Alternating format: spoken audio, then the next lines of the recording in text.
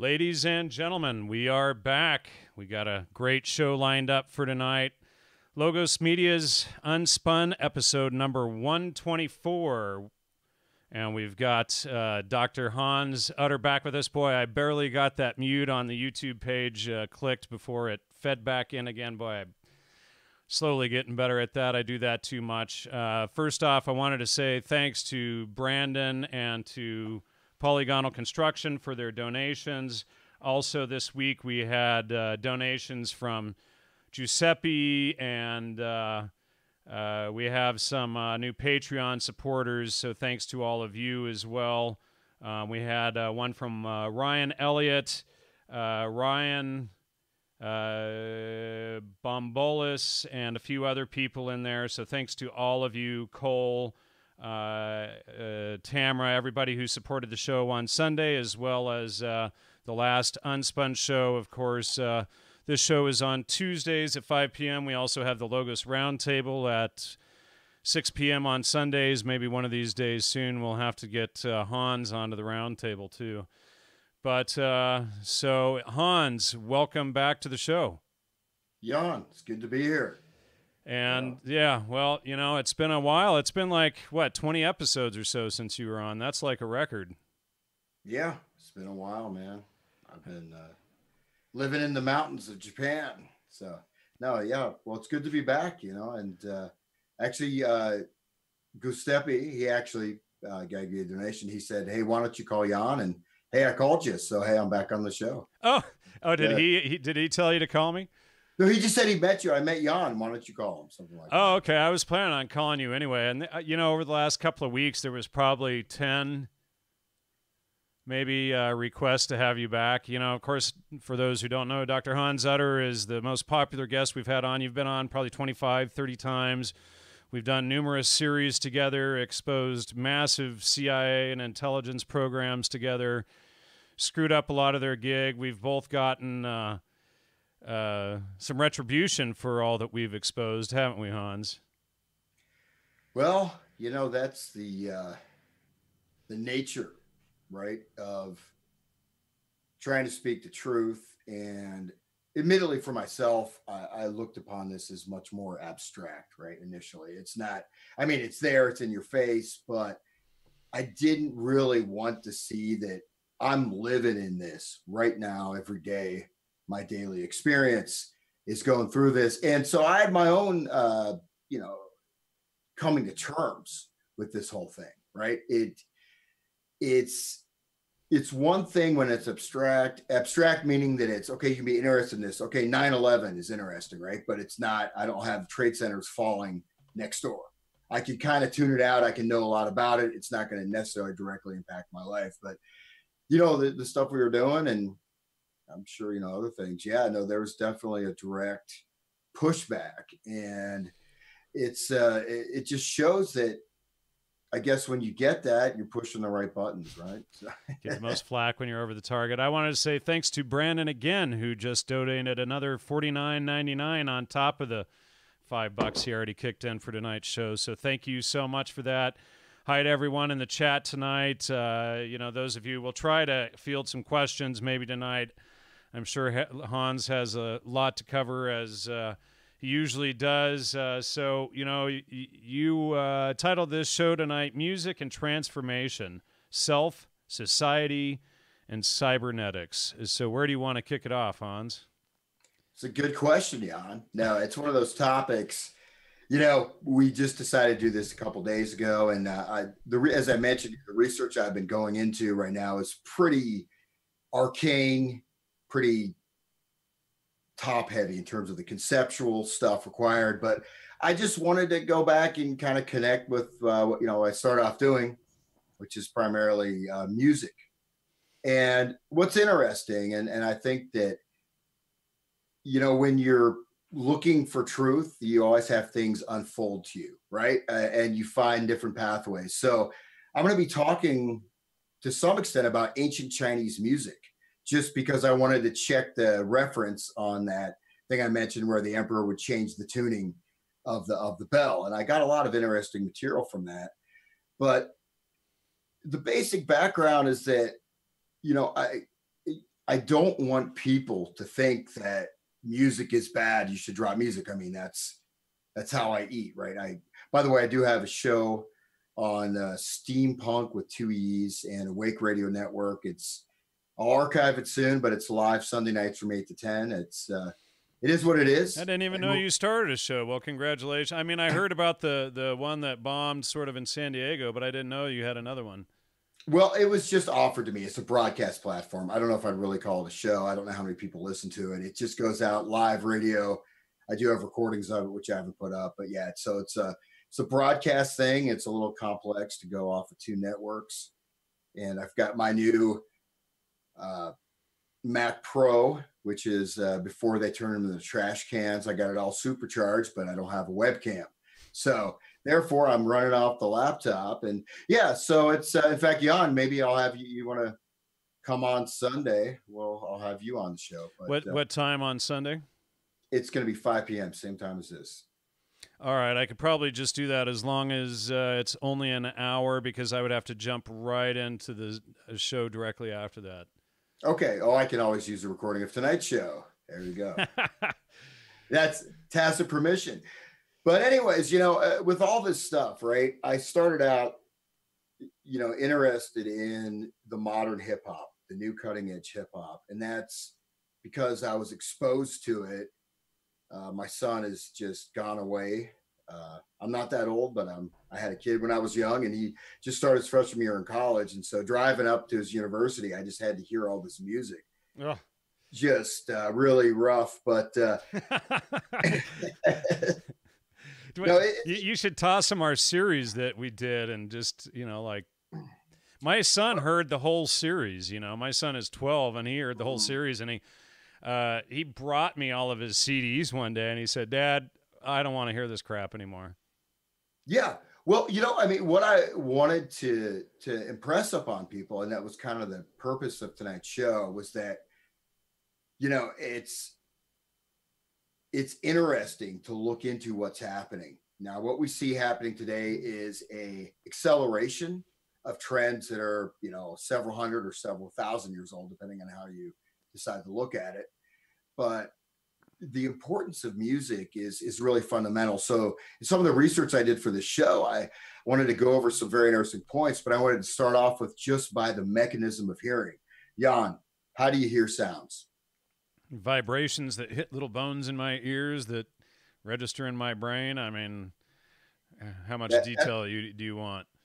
Well, I think what's interesting is the detail, right? Because the ear, the mechanism of hearing is really unique, right? Compared to other types of sensory perceptions. In fact, like the eye, right? The eye is directly attached to the brain. So our eyes are just going back, fused to our brain.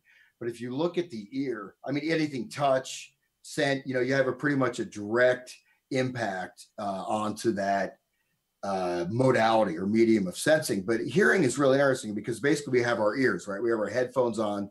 We have these design kind of radar dishes, right? These are our sound retrieval devices from the environment. And it also places us, right? It's our sense of balance. Like if you ever had an ear infection, you feel dizzy, things like that. So our body's equilibrium, but also the way sound comes in, it's brought in through our earlobes themselves.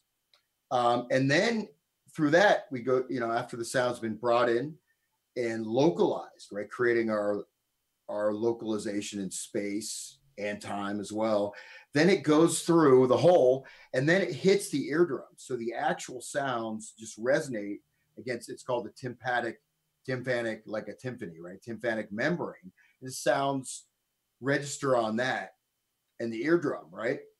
And then they move through the isosceles, which is like this kind of spiral shaped thing, to the cochlea, which is just fluid, right? So then the sound goes into this fluid, and then the movement of the fluid causes these tiny hairs to move and vibrate, and that is converted into electrical impulses, which is converted to our brain.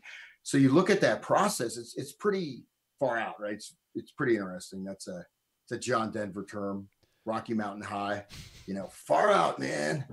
But So, well, oh shoot, no, I just forgot. Oh, so yeah, and then that's also related to your balance centers and everything. And I've knocked those out before and had to do some weird exercises or whatever to get them back in, so you don't get what's that called? vertigo. Vertigo. Yeah. So you feel like you stand up real fast, and then you got to get those stupid things knocked back into place so that you don't get that anymore. But yeah, Yeah. No, but so the perception of sound is very interesting, right? So you think most, and if you don't research it, you may think it just hits the eardrum and then you hear that. No, it hits the eardrum and then it travels through this kind of spiral nebula and then goes through this fluid and another spiral thing, and then it tickles these little hairs.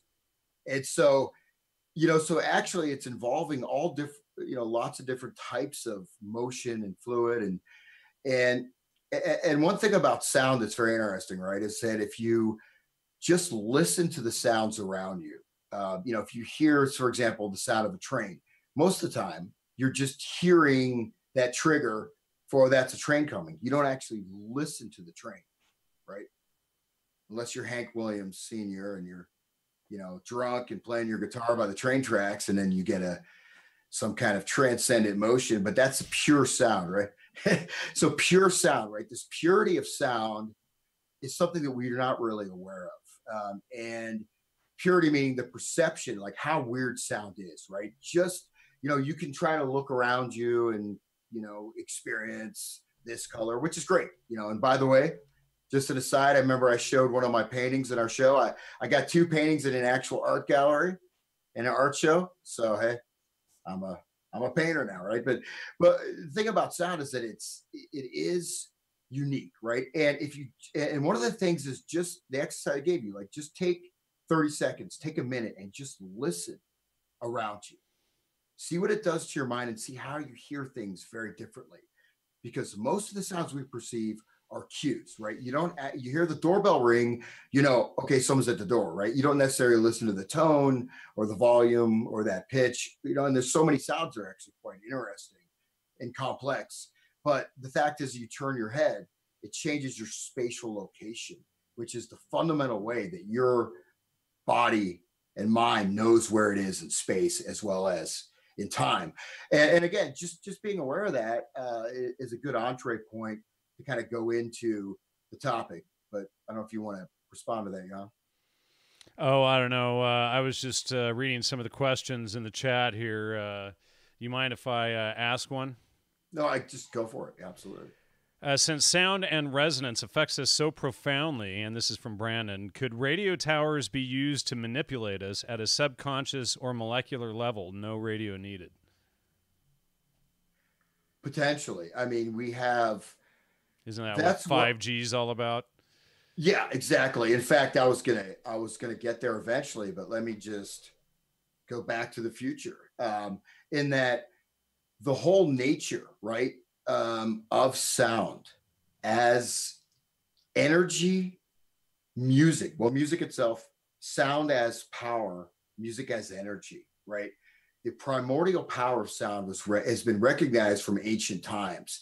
And in fact, it wasn't until the 19th century that music was seen as sort of began to be cut off from its fundamental role in civilization itself. I'll get into that in more detail. Fast forward, all the things we deal with, right? Whether it's electrical house wiring, transmitting frequencies, whether it's 5G stuff, whether it's heavy metals in the body, whether it's photic driving, which is flickering images in a television show, and whether like the modern hip hop, where you have these sounds, you almost have weaponized sound masquerading as entertainment.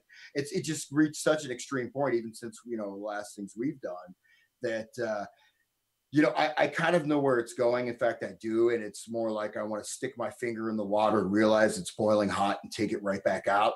Because I that's why I'm trying to move towards a more powerful centering to actually use music and the power of sound to counteract these forces, right? But 5G is insane. Okay. I invite everybody to bring up something called Smart Cities, McKinsey Consulting.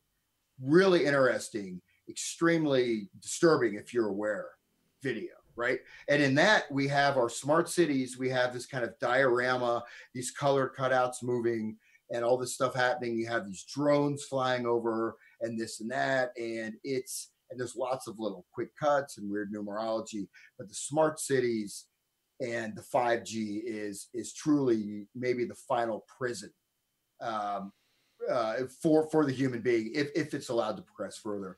Go ahead. Oh, oh shoot, what's the term for it? The the prisons with the oh shoot, right when I went to say it, I forgot the name of it. Talking about like the dog, like electrical fence thing. No, oh shoot, The parole thing they do, like no, with the tower in the center of the prison where they can see everybody all the time. Oh yeah, yeah, Bethlehem. Yeah, that's the Yeah, panopticon. thank you Yeah, so much. and that's another example of a everybody in the chat types it at the same time. Yeah, like... panopticon. Yeah, yeah, and that's the idea, the more humane prison by the socialist Bentham. I think it's Jeremy Bentham, right? Correct, and he's tied into all kinds of bad stuff here. Let me see.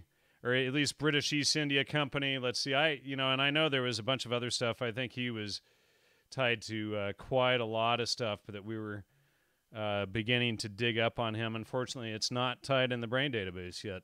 Yeah, but Bentham's idea, he also was a social reformer, but the idea was that you have this prison where you never know if you're being watched or not, and then it has a sort of also a hierarchical level of surveillance where you don't know if someone else is watching you or not. So it basically installs this sense of permanent surveillance. And the tower may be empty. You may, maybe a day you could escape from prison, but it's so much drawn into your mind. The whole design of the prison is really, it's almost more of a psychological, correct, archaeology of coercion and control, right? So the panopticon is basically what we have, except I would describe it as I don't give an F opticon, because most people don't care, right? You're absolutely under surveillance. Your Facebook, your key logging. Even Jan, when I was sending you an email today, my computer started getting key logged, so I had to start running this program. You can tell you have a slight delay, a little bit of latency when you type a key. So yeah, I mean the surveillance stuff. I mean the fact is though, in a certain way, like we're so surveilled that it really especially you and I, Hans. Yeah. Well, ultimately, you kind of got to let that go because, it's so extreme, but you should be aware of it, right? That's why, I barely use Facebook. I had a whole bunch of photos I was going to post. I don't bother. I'm not so much concerned about the surveillance as I am about the algorithm, the predictive behavioral algorithms that are all tied into this. So you get you get typecast. And not even typecast, they create these behavioral matrices. And if you look at the McKenzie Smart City videos with these little drones flying over, these drones, they have these new assassination drones that can even climb stairs. So it doesn't even matter. It's just, you see, to me, it's a similar impulse, right? A similar grounding methodology as you find in the panopticon. That is, that it creates the sense of fear in your own mind. You become your own jailer, right? And the panopticon can disappear. And if you've been so conditioned, it could be empty. You could be the only prisoner there, yet you would never escape. That's kind of the ideal. And same thing with the surveillance technology is that it creates both a sense of fear, but also it creates sort of an internal surveillance mechanism that's sort of downloaded into your mind. So I think at this point, I mean, it sucks, but I mean, what are you going to do? I mean, unless you would go to Alaska and work for HARP. Yeah, there you go. My goodness. Okay. Anyway, so back to my topic here. So I just read a quote from Henry David Thoreau, and hopefully you don't have anything on him. You may do, but he said, quote, "Even music can be intoxicating. Such apparently slight causes destroyed Greece and Rome and will destroy England and America." Okay. Henry David Thoreau. Okay, and that I want to stress this, right? And this is something that I've kind of had to come to is that, we think about, mysticism in music. We light our patchouli incense, fire up some synthetic marijuana and end up in a mental hospital. Just kidding. But but basically though, I mean, the importance of that was given to music as not only a auxiliary to the process of education where children learn how to function socially, not only as one of the highest sort of flowerings of a civilization, but actually as the basis of the civilization. In fact, the change in music, the degradation of music, when I get to ancient China, was seen as the most important factor in running the state was the music of the state and how that worked. But to get into that, right, I found it to be super interesting. And if you have any experts in Chinese music, as bebop was called, we can go into that. But when we see the shifting in music, music was seen as having the power to destroy a civilization, right? And if you look at our civilization, you can certainly see the evidence of that.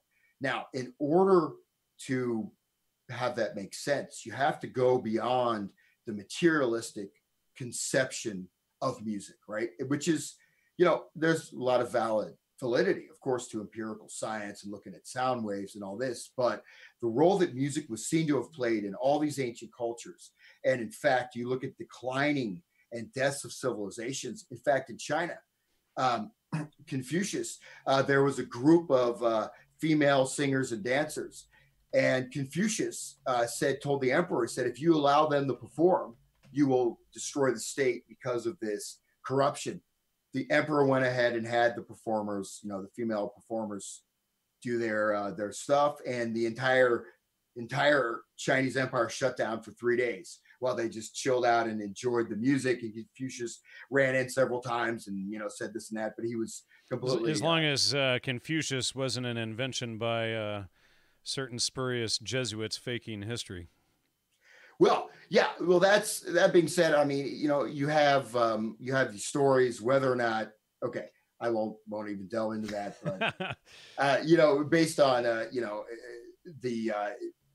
there's certain forms of wisdom, right? And sometimes these come through mythological stories, sometimes they come through legends, sometimes they come for this or that. But the fact that you see Plato, you see Aristotle, you see on and on and on, right? The very fundamental importance to music and civilization. In fact, music, even to a certain extent, the music becoming codified, predating the foundation of a civilization. And so then we move into the other level of music being a manifestation of logos, or this order. And so the 20th century is unique, right? Because we have two trends that are really important. One of them being that suddenly we have ubiquitous availability of music, right? Before, you'd actually have to go somewhere to hear the music. Or you'd have to sit down and make it yourself, you and your family at night, sitting around the fire or whatever. You didn't just turn on a bunch of CIA manufactured crap pop music. No, exactly. Or else, to hear a really great work of music, example, you want to hear a symphony. To actually hear a symphony required, however many musicians, 50, 100 musicians, being sufficiently competent enough to get together, learn the music, and perform it. So there's just kind of like the ear, right? There's a long supply chain to get there. And that was really grounded in a realization, A, of the importance of music, but B, of the level of music, right? You can't just pick up something, it's kind of like art, artist piss, that painting, this guy pissed in these jars and sold it for $2 million or whatever. And that's the degradation of the art forms could seem to have preceded the degradation of the civilization. Okay. And the regulation, the development of especially music was seen as the primal connector of a civilization and society. So in a sense, but it was not necessary. It was not entertainment. I mean, there was music for entertainment, but it had a auxiliary function, right, of really being the support of the entire state. Just an example, the Chinese, during the the sort of the heyday of the Chinese empires or whatever, they would have 4 to 14 orchestras. Some of these orchestras could have up to 700-800 people, no less than 300 or 400. There's records of orchestras performing of 10,000 people. Wow. Yeah. And this is in ancient China. So that's obviously not about the state budget. But in fact, the emperor, these different orchestras were seen to maintain various functions of the state. Okay. You want to dive in there if you'd like? Or No, go for it. Okay. So the thing about music actually was seen as fundamentally a regulation of morality on the individual level. Okay. So I talked about order, governmental order, state order, but then also music was a moral choice, right? It actually was almost like the choice between right and wrong, good and evil, right? So music not only formed characters, but also allowed the development of a state. Because here's the thing, right? Any state, any nation, any whatever is as strong as each individual. You corrupt an individual, you corrupt 20. You corrupt 20, you corrupt 100. You corrupt 100, you initially, then your entire foundation for your civilization is gone. And Jan, wouldn't you say that we can see that right in front of our eyes, right? Oh, absolutely. I don't know if you caught the show on Sunday, but it was called The Fallen, No, I didn't. Sorry, I was out of town there, but so it was. Yeah, no, and this is. So this is, in sort of a way you could say, is an addendum to what we did, but I also wanted to look at it a different way because I do have an understanding now of the actual technical apparatus for how all this stuff is done. I think I went in some kind of complex, more arcane types of discussions, right? When last stuff we did, I wanted to discover the mechanism for that. I'm not going to get into that because it's way more dense. But let me just go on here. So again, in ancient China, right? We have, for example, like Emperor Shun, and these are written in various texts, right? Emperor Shun would go in order to see the quote unquote moral fiber, to see the state of all these different provinces, right, in the vast Chinese territory. What he would do was bring out the 8 primary Chinese instruments, have the musicians perform, and then listen to a sampling of music, folk music, popular music, etc. From that, he could assess everything about that entire state and would necessarily make changes. Now, it's not to say that they didn't use, all these other, political, educational means, but music was seen as the foundational element in order to ascertain that. And I'll get into the tuning. And this all started, right, just because I was that, which I know is verified, but that thing that they would change. Well, that makes so much sense because when you think of how they've used all of this crappy pop music that they've spoon-fed us, and you turn on the radio and you hear the same stupid songs over and over for 50 plus years, that makes so much sense, because first, there was one level when the people would create the music organically in the culture, and then there's the other level where the intelligence community manufactures the music and then feeds it to people and then keeps that music as the primary control mechanism, including sex and pornography and television and everything else. But you can see the thread of music running through all of it. Yeah, and it's an important distinction too, Jan, because at least I'll stick with the ancient China thing. I'm not going to jump ahead. Don't worry, guys. I'm not going to get into the communist revolution in China, which destroyed that culture and who was behind it, et cetera. But,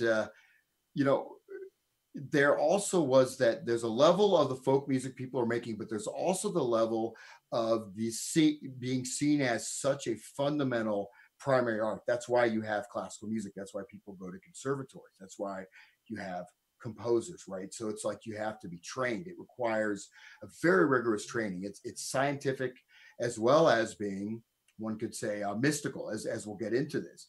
But so according to Confucius, and we won't get into whether it existed or not, basically that the moral effective music would not only shape the youth, but could bring down a state. The moral effective music. So the effective music and the performer of that music, right? So in order to be a great musician, you had to also be a, you could say, a spiritually aware, a balanced, a whole person, right? So because the character of the person performing the music also comes through the music. So not only learning how to play an instrument, but also developing your character, developing your morality, developing your discipline, developing your higher nature, right? So it's very important. And if we look at, for example, Jericho, right? This is one of those things in the Bible where there's actual evidence for that, unlike certain other things that we find in the Bible where there's no evidence at all. But there's have you ever read Fomenko? He's got some interesting theories how the maps were all inverted and all of that. But I'd definitely check him out. Thanks again, Polygonal. Okay, yeah, I just, well, you know, in terms of at least my awareness, right, the archaeological remains of this actual fortress, right, which has been found, is shown that the walls collapsed outwards, right? So this is an example of sound being used as a weapon, Wow. right? Sound being used as a weapon. They had 7 horns, right? And these horns played a row of specific frequencies. And it took 7 days. And then on the 7th day, the walls tumbled down, right? But that's an example of music having an actual effect on matter, which ties into where we go our 5G, right? 5G is potentially, right, could even wipe out entire species just because of the level of the frequency and the locationality of it. And 5G is really, you know, my hope actually with 5G is that it's just it's like a Pokemon Go type of rollout where they're just talking about it, they're not actually going to do it. But if 5G is actually going to be installed, stuff's looking pretty bad. But anyways, yeah, time to get rid of your cell phones if it goes to that. I think I'll just be going back to my landline, and I actually still have a landline, you know. Well, you know, but depending on where you live, it's not going to matter because, you know, with the 5G technology, being bombarded with the crap every 1,000 feet or whatever they're going to put one of those stupid towers. Exactly. Yeah. And they have eminent domain, so they could stick one on the front of your porch. But, you know, I mean, in order to understand 5G, and I think in order to sort of backtrack, you know, I think it's important. Again, I think that the power of the sound that we can access, right, through music is also a potentially protective mechanism. And I think that if you look at the current, you know, insanity in the world, it's really on the plane of finally destroying the essence of the human being, right? They could just kill everybody right now overnight. They're not doing it, but there has to be this acceptance, I think, from the human population, which I think relates to a moral or spiritual. It's murder by consent, I suppose. Yeah. So anyways, let me just finish up with the Chinese thing. And okay, just an interesting thing that I discovered was that, guess what? The name, there's something called the yellow bell, right? And that was tuned to the frequency, right? The fundamental tone of the era, right? Of that, whatever cycle, cosmic cycle or dynasty. And, you know, depending on how, whether or not you have an enlightened ruler or you have a corrupt ruler, that's also going to change. But basically, the yellow bell was the fundamental frequency. If that was off, everything was off. If that was in tune, everything would be in tune. Guess what it's called, Jan? It's called the Wang Chung. Everybody Wang Chung tonight. Yeah, I thought that was quite interesting that everybody Wang Chung tonight. And that's one of these groups, right? A little bit of a parenthesis. Didn't we include Wang Chung in our series? I think we did. I think we did, yeah. But and by the way, Jan, I'm totally open up to questions from the audience if people have stuff. Okay, well, as long as they're posting stuff on topic, they're just all chatting up a storm in there. So when I see some good stuff, I'll Pete was asking, nobody plays any real rock and roll anymore. And it's like, well, there never really was any, because as we've shown from Harry Smith forward, it was all manufactured. They rolled it out. They had to create FM radio to even roll the stuff out for us, so that they had stereo and all that. We covered all of that and all of the series we've done. Yeah. Yeah. Well, there's one thing I certainly don't want to get is to have people become, turned off to music. But here's the fact: you can't escape it. Okay. According to these ancient conceptions, whether ancient Greece, ancient India, China, et cetera, Mesopotamia, um, even if you escaped it, you'd still be affected by that social order that was produced by that music. So there really was no escape, right? And okay, let's finish up the Chinese thing. So what they had the tone. You have the cosmic tone, or the universal tone, right? You could say the logos, right? This is the linkage of the material plane and the spiritual, the material and the heavens, right? So each one of the 12 tones, they had 12 tones, like a Western chromatic scale, which goes into the law of the octaves. And these are divided 6 male and 6 female, 6 yin tones and 6 yang tones. And as in Indian music, you have a modulation based on time of the day, based on the seasons.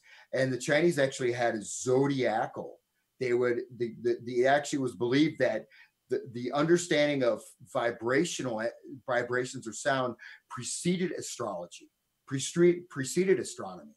So there's actually a direct linkage between the procession of the zodiac, the 12 notes, as well as the harmony or musical of the spheres and all this stuff. So this was all sort of seen as an interlocking system, but music was the way to bridge all of these things in both a scientific and an aesthetic manner.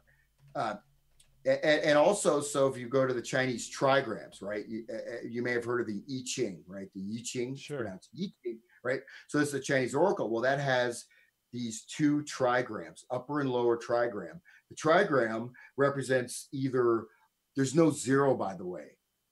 They don't have a zero. And zero is quite interesting as well. I'll throw something in there, but they had either 1 or 2. And so you have either the yin or the yang, and there's 8 possible combinations of that, right? And so these possible combinations of yin and yang, male and female, which is actually based on a trinity. So you have a trinity, which goes back to a primal informing essence, which is basically a logos, right? It's connected with this primary basis of the universe. And this is sort of the human way of aligning both the potential higher nature of human beings, but also keeping the state in order. And whether it's agriculture or whatever it may be, this was all seen as connected with the music. And that was that fundamental, that they had that much of a capital outlay to have, as I mentioned, you can do the math. If you have 14 orchestras of 800 people, how many, that's just in the imperial court. That's a lot of people. That's not necessary to play a song. You only need a few people. But basically so all these connections, right? Sound was seen as a reflection of the higher order harmony of the cosmos, and from the sort of primordial sound, the primordial tone, whatever you want to call it, the primordial vibration. That okay, that makes a whole lot of sense. In the trivium and quadrivium, of course, trivium is grammar, logic, rhetoric.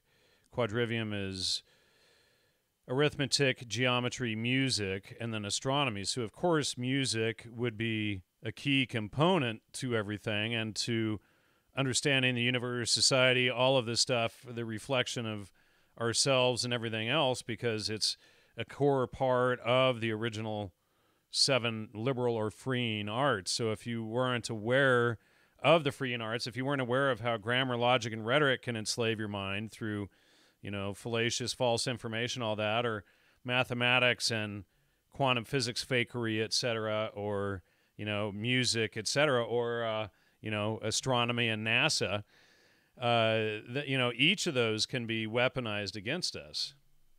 Yeah, but at the same time, they can be harmonized, right? And that's one of the tricks is to think that music doesn't mean anything, right? You do this scientific analysis, you have tone and frequency and pitch, and you have, you have this move away from understanding this sort of higher purpose of music. And again, we don't have the sense of the great musician. You do have these great musicians, right?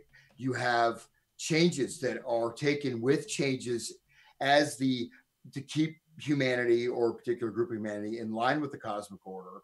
You have certain evolutions or changes in styles, right? You have a gradual evolution, as well as the modulation of the yellow bell, the Wang Chung. But at the same time, what we have now is this, not only this constant revolution, constantly, we have a proliferation of many, I'd say 3 times to make it work, of all these different styles, just tens of thousands of genres. But we have, in this sort of materialistic conception of the musician, of the artist, we have 2 prongs, right? One is that music is just sound, it's entertainment, it's something to pass the time with, it's this or that. Okay. And then the other side is you have the artist as a superstar, is this person rewarded with wealth, fame, all these other things, right? As opposed to serving a role, almost in the cosmic equilibrium, right? So you see it as really being profoundly important, almost like equivalent in ancient China to the person that has the nuclear key codes or whatever, right? So the loss of this sentiment, the loss of this understanding is what sort of paved the way for what's happened. And you do have you have dissonant voices along the way, but you have an acceptance of this from the highest levels, which we find in classical music, which is the next thing I'll hit on. But go ahead and chime in if you.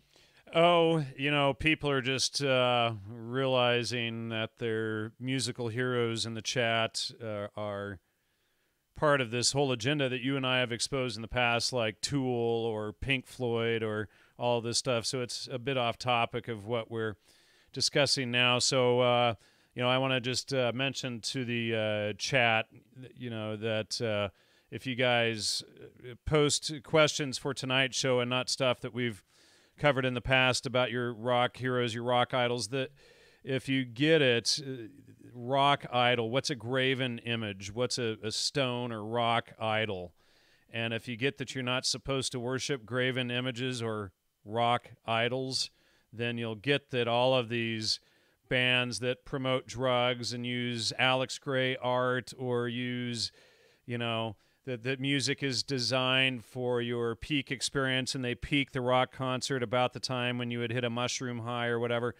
Yeah, those are the key bands that sell this agenda. Pink Floyd, the Grateful Dead, we did a whole series on that, but all of this stuff is tied into that. It's all part of the agenda. So let's try to keep it on focus for what we're exposing tonight so that we can move forward with the new material. And for those of you who are interested, Hans and I did 25 shows on music, mind control, and psychobiology, including all the follow-up extras.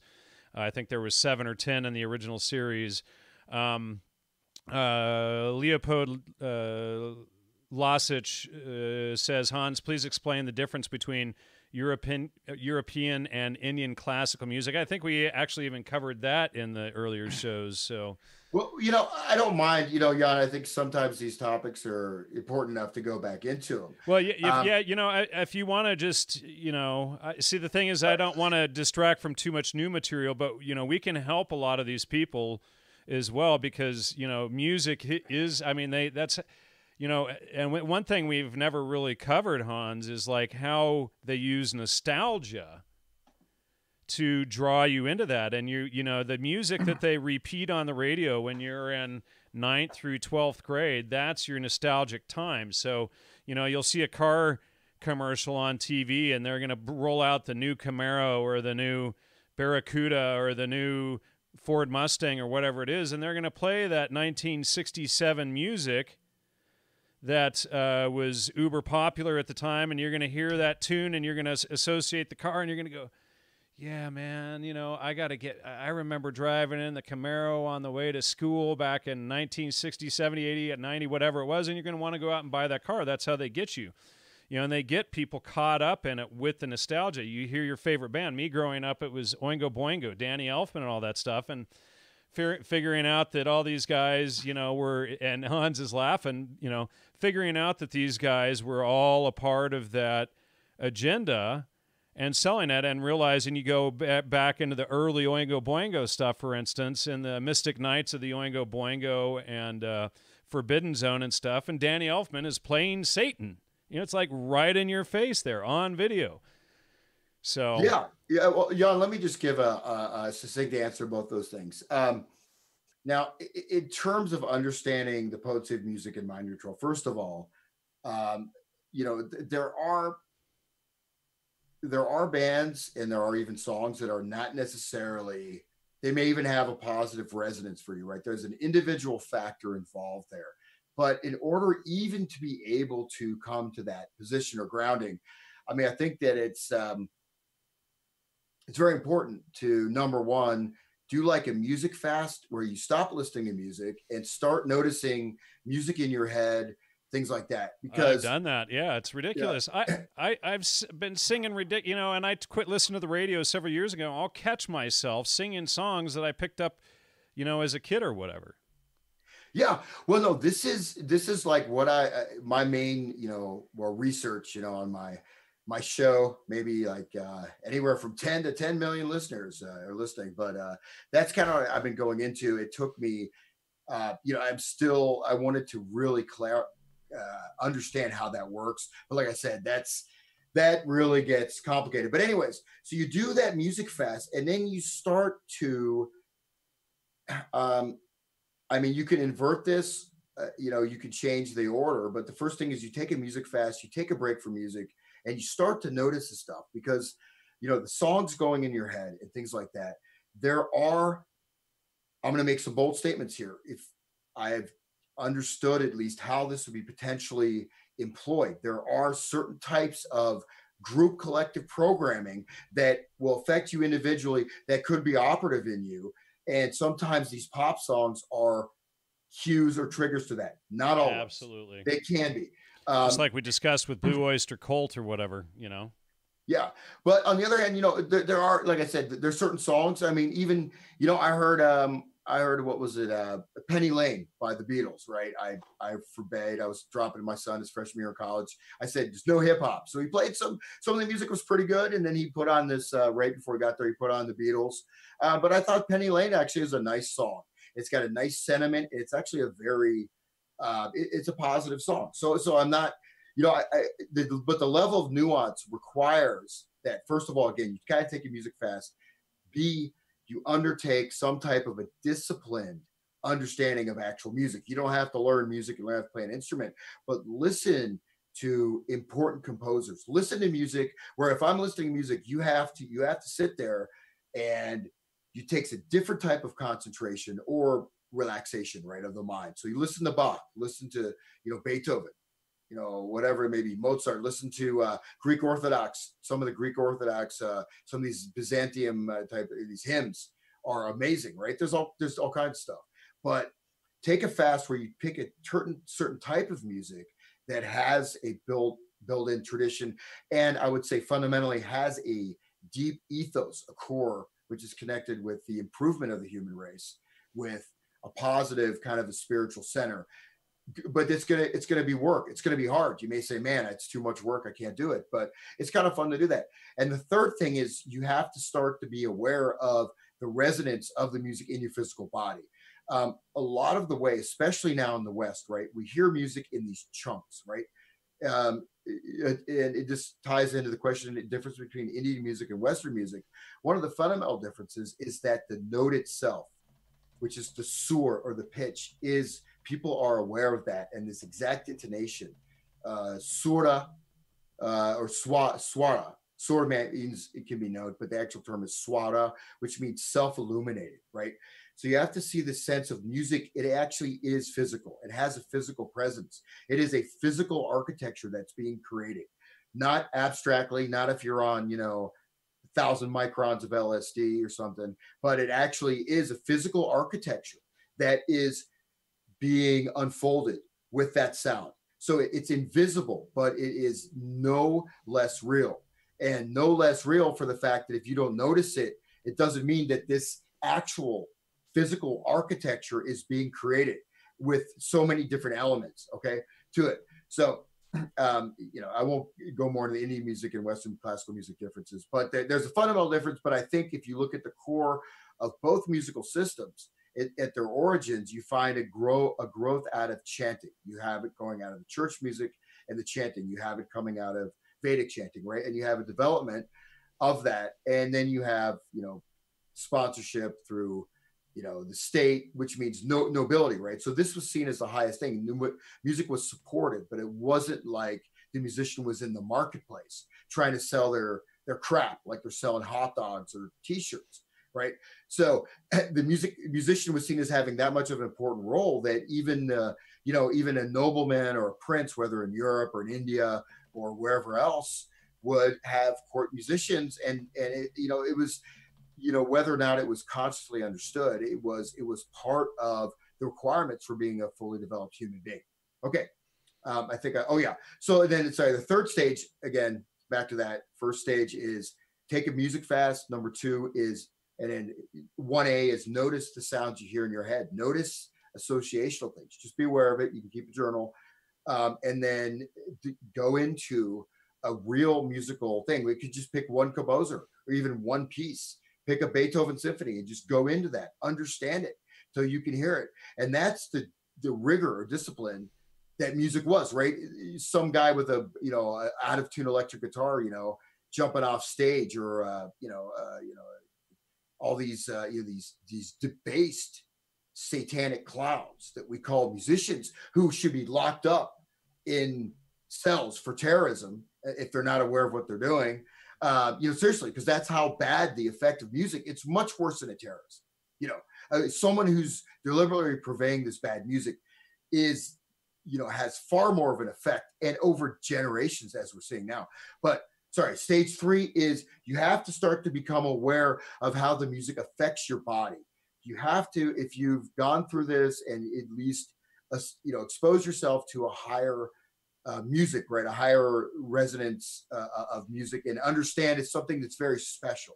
It's not something that you can just get in a drop of a hat. You have to work for it. It requires, as you say, trivium. It's, you see that 3 and 4, same thing in the Chinese system. But, and then you'll start to feel the music, right? You feel it physically, what it's doing to you. You'll notice, even if that associational thing is so strong. And there's certain songs, that I always liked, but, and some of them I still do. And some of them if I'm aware of what that's doing to me, and it's like poison that I'm not going to put in my consciousness, just like watching torture porn or putting negative things into your mind. Well, watching porn, period, really. Well, of course. I mean, pornography, that's in a sense, pornography, pornography is highly addictive and spiritually debasing, obviously. And it's, but in order, ruining your temple. Yeah. Even in order to allow what's happening now, the change in music was required. And I think that the disregard for the centrality of whether or not you want to have a spiritual reflection on it or not, the building of character, the moral fiber, but actually that music you listen to is a moral choice, and the elevation of music of your higher self. Music is an energy, right? It doesn't mean that, just as, you can have destruction, right? You have destruction of the environment through natural forces. So that same power is there. The power can be used to destroy or to create. So I want to just have you answer a couple of questions from the audience really quickly. Thanks, Black. Sorry about vaping, but Black Budget Cyclotrons asks, are secular and progressive ideas are exoteric forms of Newtonian alchemy or Kabbalah? These musicians always promote progressivism, but also magic. And then he made another good comment. If you want music that's really healthy, just listen to traditional Catholic or Orthodox hymns and chants, period. And then, Yeah. Oh, and then there's one more question from Brandon. Why don't you hit that one first? okay. Uh, again, we have a variety of moods, right? And the the potency, the power, the ability of music to directly connect you with your highest self, highest potentiality, without taking a new age term, but in real terms, is unsurpassed. And then the realization that what you allow into your body, your mind, your spirit, this is your temple, right? And so just by being lax about that, you can potentially, even without having a willing decision, you can start to weaken your own self or your own character.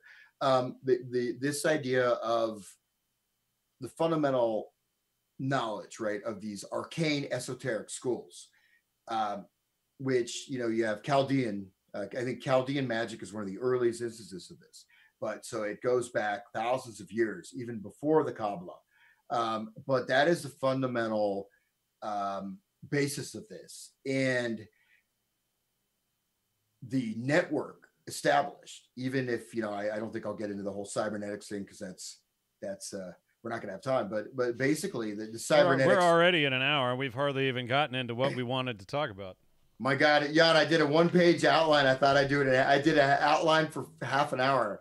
Yeah, man. But anyways, so these systems, yeah, absolutely there. And in fact, the degradation in the musical art precedes that in the society. So if you want to see what's happening in society, look at your videos of Ariana Grande, or on and on and on. There's a website like Vigilant Citizen, stuff like that. I mean, there's websites out there, analyze it. You can always do a deeper level of analysis.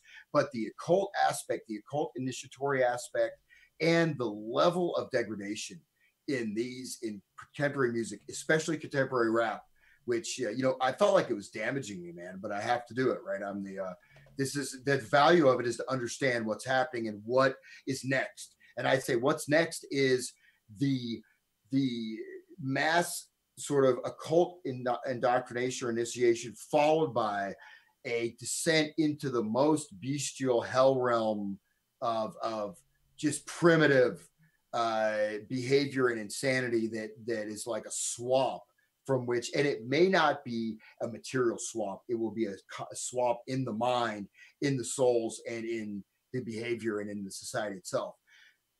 But yeah, that's a great question, and it's it absolutely, it ties into that. And the fundamental decision was that starting to understand these laws. Well, our live stream just quit. There it goes. We just had a drop in the live stream for a second, ladies and gentlemen. I don't know what happened there. Sorry for that. It seems to be flowing back to normal. There was one more question while Hans is doing that. Brandon asks, just to move the convo forward, my son listens to a whole different set of music than me. What are the newer things to avoid? How can I get through? And it's like my son and Hans. And when Hans and I did that series, my son was like, 8 or 9 then? Now he's 12. And he came to me and he brought me all of his music, and he said, I don't want to hear any of this anymore. The only one he wanted to listen to was Weird Al Yankovic. So, and it's like the one who parodies off of all of the other pop music crap. So, and most of Yankovic's stuff, most call him Yankovic, it's Yankovic. Most of his stuff is actually, children friendly. And, it's like, what you really got to do is, sit down with your family at night, maybe, and I should be taking my own advice here, learning how to play instruments and create your own music around after the dinner table or something at night. And hopefully you're eating as a family every night at the table. That's something else that they've broken and taken from us. Leopold Lasic asks, Hans, can you comment on the simplification of Catholic Church music?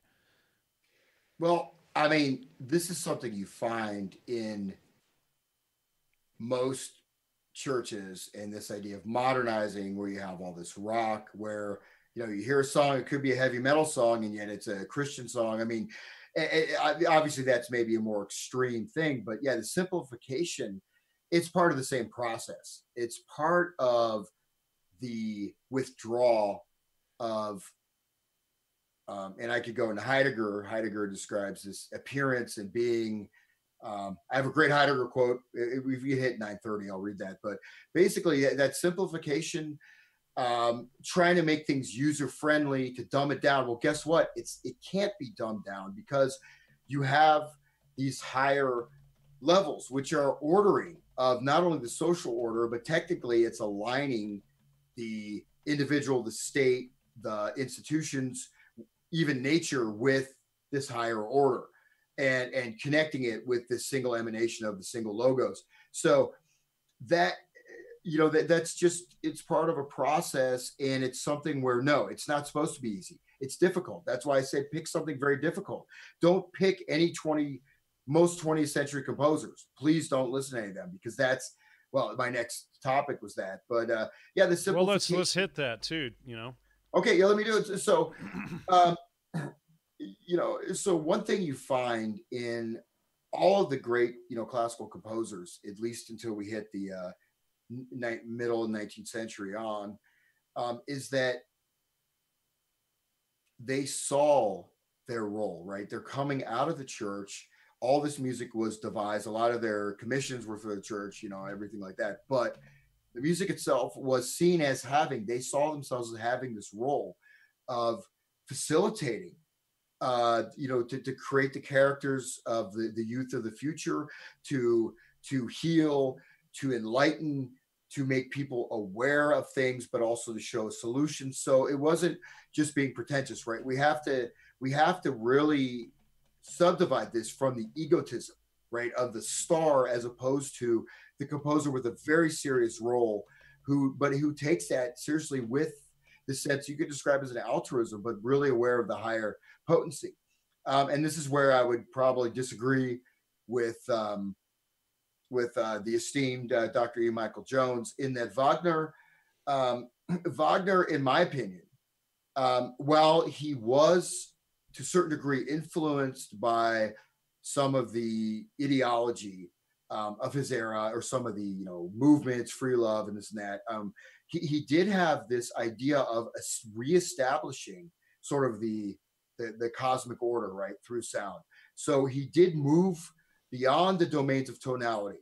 Now, Nietzsche has his criticism of Wagner, where he was working. Nietzsche contra Wagner is a very famous text where he said, Wagner did not actually do the true music. He brought this sensuousness, and this is a matter of conjecture. But on the other hand, Wagner is an amazingly important composer. Whether or not some of his music is licentious, there are stages of evolution, right? So it's not like we're stuck in this completely static order. There are natural progressions, and it requires these great artists to do that. Let's move on to someone like Tchaikovsky, who was a immensely talented musical genius. He was born with the pure fire of music, and the pure knowledge and awareness and intelligence.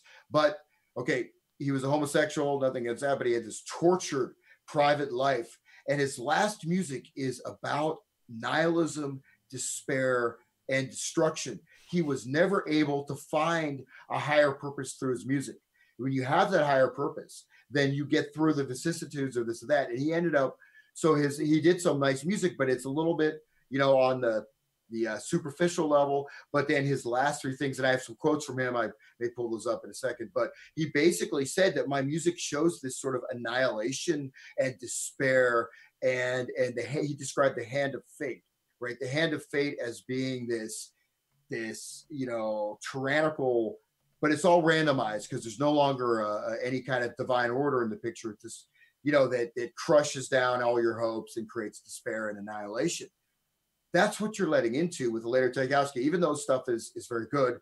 And as an aside, I wanted to say that not all music, right? Not all music has to be, as this higher order sort of meditation or awareness. You have music for dance, you have music, the fact is though that even like the folk music, you're not necessarily going to, it's not going to necessarily lead you to the higher cosmic order, but it's an expression of a healthy functioning society, right? So not all music has to be super heavy or this or that, but we let stuff into our ears. We're force fed this music. We have no idea what it's doing to us. We have no idea. And I'm talking more on a more, you say, abstract or whatever plane, but physiologically, psychologically, neurologically, your sense of time, your ability to concentrate, your ability to form meaningful relationships, your ability, even over encoding important junctures, like points like adolescence. Look at this whole generational thing, which I kind of hinted on, is that you have these movies. Look at that, say, The Breakfast Club, or you have these certain films that are, the Dead Poets Society, or that's dating you. No, that's not stuff I listen to. How about I'm not dating myself. No, The Breakfast Club, Molly Ringwald. No, that's just came to mind, or The Wild One, or Blackboard Jungle, or on and on and on and on and on, right? But those are maybe more music connected. But the thing is that there's a certain group in time, right, where it's like a scatter shot, right? You shoot out your machine gun, and you may get 25% of the targets will be slightly wounded, 50% will die, and then the other 75% will be seriously wounded. There's your bell curve, and that's how this stuff is deployed. That's why there's residual effects in almost everybody from this stuff, and that's a whole nother complex topic. But anyways, getting back to the machine guns are pretty inaccurate, though. Most people don't realize after the first few shots, the barrel raises up in the air, and you kind of miss most of your target. Well, exactly. But on the other hand, you've also created that panic and fear. Yeah. Right. And that's part of it. Or also the bullets whiz by, and that if you put that analogy in a cultural sense, it's, it could just whiz by you, but you may still have that song ringing in your ear. It may be triggered by an advertisement, it's seen in a movie. So, and you have to look at it as important. I have one. I got one for you. So I live in the woods, obviously, in a little cabin here. So in the mornings, often there's this little bird. It's got this dang tune. And it reminds me of this, what's that song? Oh, shoot.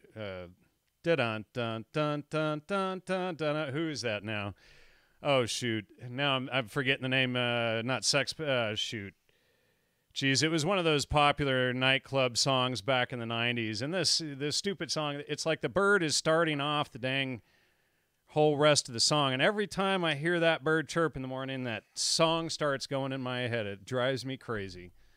Yeah, and that's that's one of the things is like, part of it is that you can't really beat yourself up over it, because we've been conditioned. You go back to I'm a Little Puppet, the folk song played in the 50s, all this stuff, but these intergenerational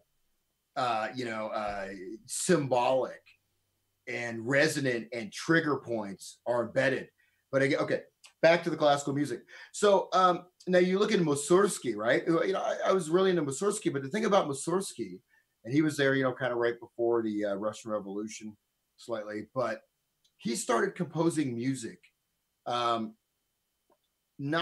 necessarily like Wagner, like pushing, going for a greater synthesis while still being grounded.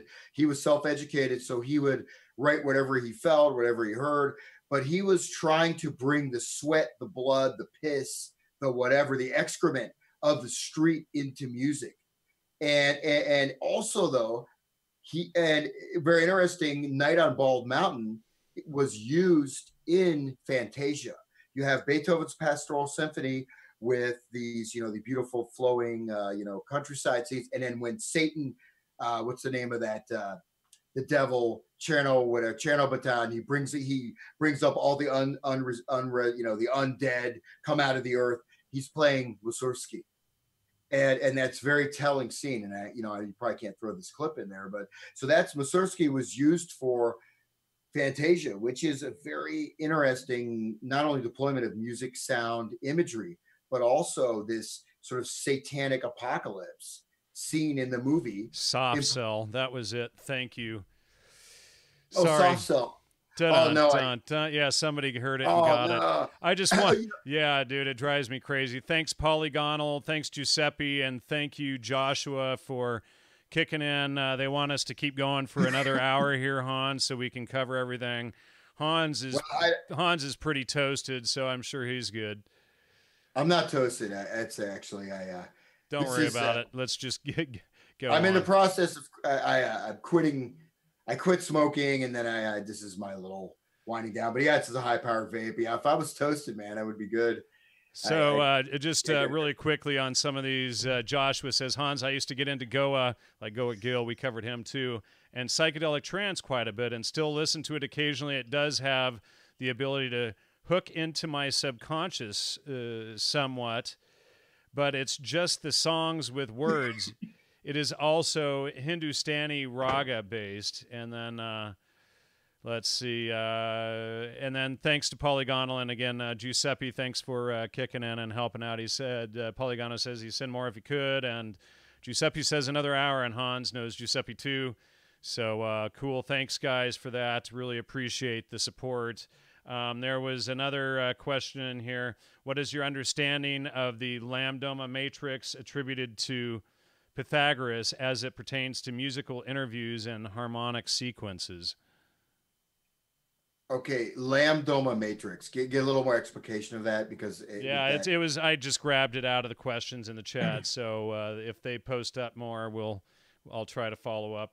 That was posted by Jeffrey Nelson. Yeah, well, no. I mean, I think that not to be negative. And by the way, I want to give a shout out. I had an album sent to me, vinyl album by one of your listeners, and I had to get my turntable. It's going, but I just haven't had a chance to listen to it. But I totally appreciate it. I'm going to listen to it. So if they're listening, unless they want to be called out to say that, but you know, just trying to stay. I'll try to stay on topic here. So I'm looking at these composers, right? So what you have is this, you have a conflation of, for example, in the Chinese music, where you have the modulation as it goes through a different zodiacal sign. These certain compositions were played in different keys, and this ties into, it's very complex, with all the different hexagrams of the I Ching and the different elements, et cetera, et cetera. But the thing was that there's a difference between a revolution. For example, some of Bach's later work was seen as not liked by his contemporaries. Now, it's an important landmark. That's very different from the state of permanent revolution. And also fundamentally, I want to make this clear, is that this idea of fate, if you look at the idea of fate in Beethoven, they say, like, the Fifth Symphony or whatever, this fate is not something. There is this higher transcendent connection to it, because the music itself is seen to portray the highest aspects of the individual, whether or not the deep, struggles and sorrows. This is one of the healing aspects of music, but at the same time, it's always cued in with this sort of logos, and that logos again is going to change based on the civilization, based on the epoch, etc. But as we move on from Mussorgsky, we find this continual degradation of composers. We have various forms of this. One example is, on a sort of a superficial way, is you have Debussy, who's a very beautiful composer, but at the same time, he's painting beautiful pictures. So it's kind of like, these are beautiful pictures, but so he has skewed some of the harmonic rules or the functioning rules to create the stuff. You have to say, if art's for art's sake. So art is just art. It's just floats around in its own space. It's not of any particular importance outside its own entertainment or fiduciary financial value, right? Then you go into Varese, right? Edgar Varese. And then you have this idea of, you want to recreate destruction. You want to recreate the industrial society. You want to, and then you have the artist as this, and this is something that I also have had to sort of expel from my mind, is that the artist is being this tortured, okay, F up. See, I haven't sworn yet. That's good. This tortured soul who creates this music, and then it's valuable because this person is totally screwed up and they suffer. Now, there's a type of suffering where you're in an era or an age where you're not aligned with that age and there's forces working against you. That's very different than just going on your own personal egotism and all of our stuff. And this is the why music, okay, even some of the stuff, well, technically very interesting music, when it's going from this level, and this even includes certain types of 20th century classical music, I want to highlight that, is that if you're going just from your own navel gazing and the ethos is that I am my own pain and suffering, not only, instead of trying to connect, whatever suffering you have may be an impetus for a composition, but instead of trying to connect back to the logos, back to this grounding and centering thing where that music itself can really serve as a beneficial function in society, you're just sort of crawling around in your own filth and raising that up to the highest art. And we have many examples of that, but how about the icon of punk rock who said he was both Christ and Satan and used to defecate on stage and roll around? Who was that guy? You know what? What popped in my head was James Jesus Angleton, and that's not who it was. No, that's yeah. And just really quickly, I want to say thanks to a few people. Brandon Toy just posted up 4 donations: 2 for $49, 1 for $19.99, and 1 for $4.99. And then we also just had Black post another question. Varg is now popular and anti-Christian nationalist YouTuber. His parents worked in pre-war Iraq, and they were engineers and some other stuff. I think he's a shill, and that's from Black Budget Cyclotrons. That's not my opinion, just FYI. That's just an opinion for those who are, want to get Sue happy. So, thank you so much for all of the support. Now, Black had also asked, people have not looked into death metal. Varg is a popular YouTuber who burned down churches and stabbed someone to death in a metal band in the 90s. And it's like all of this discordant stuff that, some podcasters and what out there that have done some stuff that I used to have on the show, for instance, they promote all of that discordant music and stuff, but all of that ties directly into Satanism, and I recommend that people go into the database and look into that as well. Sorry, go for it, Hans. Yeah. Oh, by the way, I definitely any donations or whatever, I totally appreciate it. Let's throw up your PayPal too, so people can throw you some donations. What's your PayPal, Hans? hansutter@hotmail.com.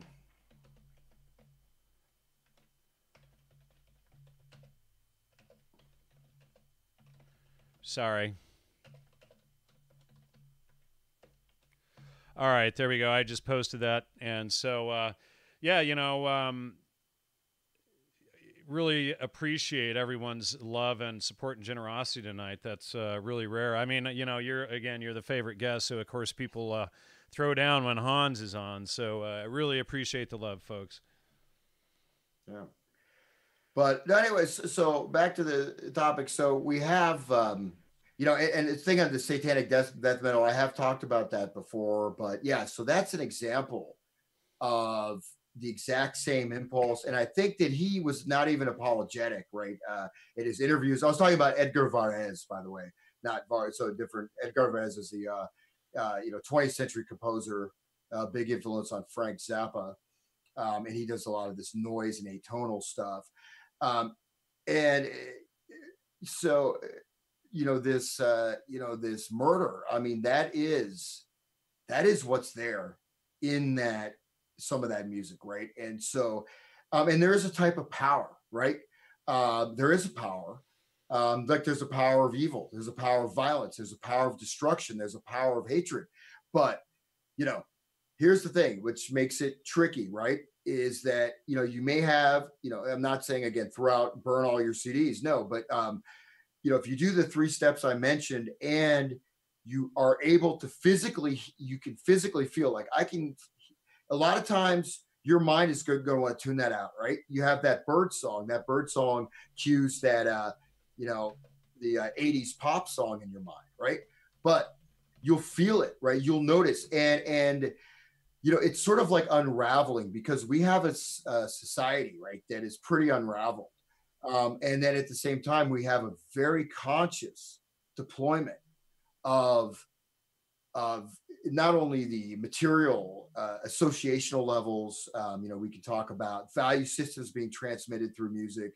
We can talk about uh, how much, even being able to read, your attention span, your ability to have complex abstract thought, your ability to be relaxed or centered. The thing is, one thing, there's just a couple things to notice for, right? You can feel, I describe it as almost like a black, kind of a cold blackness resonance. You feel it in your, usually in your navel area, sometimes in your heart. Also, there'll be an underlying you might get an anxiety or a fear. And also, there's music that actually doesn't have those sort of more darker impulses, but leads you to, types of behavior that you know, if you look at it, say, sex or consuming drugs and this and that. I mean, obviously, I'm not sitting in a cassock here in a monastery in Greece talking to you guys. But on the other hand, I'm saying that you have to be careful what kind of person you want to be, what the music is doing to you on a level that you're not even aware of, and what effect that music itself may have even on the larger environment. Because the music itself, if you look at the sound waves spreading out, this music actually, at least based on the ancient Chinese or ancient Indian conception, will radiate outwards and have almost like a ripple effect, if you like dropping a stone in a pond, right? I may have moved off topic there with that answer, but hopefully that made. Well, no problem. Let me just jump in here. All of the shows you and I have done, some of the disinformation out there about me is that I hate music. I hate all forms of music and all of this stuff. They don't actually base it on any of the 25 or 30 plus shows you and I have done and exposed all of the pop music and all of that. And I'm not against music. I've gotten into classical and oh goodness, right when I went to say it, bluegrass, and I've been checking out some of that for a while. But it's really interesting how exposing all of this, they even try to use that against me and what you and I have done, even exposing all of this stuff. And I'm not against people learning how to play their own music. It's about not getting caught up into the music that is spoon-fed you by the social engineers that isn't good for us and our families, and somebody mentioned earlier, their son listening to music that they can't stand anymore. And you and I have discussed this in the past, like every 10 years they create that generational gap in the music to create discord. There's that word again, between parents and children.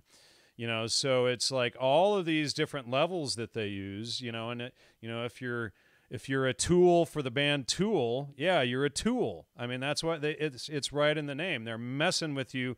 They're promoting all the sex, drugs, rock and roll. It's the agenda. It's the whole thing is complicit. Not every single band member out there of every band is aware, but the whole field is complicit in all of this type of stuff. So we just try to break it down into, and Hans goes over our heads in a lot of areas on this stuff. And those of you who are more musically inclined will be able to understand, some of the nuances and depths that Hans is covering in this stuff. But when we get that all of this, plays into that, it's important to understand and break away. And like you said, fast from music. It's like when you quit eating wheat for 2 or 3 months, and when you get to that 2-month mark, that fog lifts off your brain and it's like, whoa, what the heck? And all of a sudden you look around and you can see, all of the wheat disease in people, which is about, 40 different diseases. But, that same thing happens and you can begin to see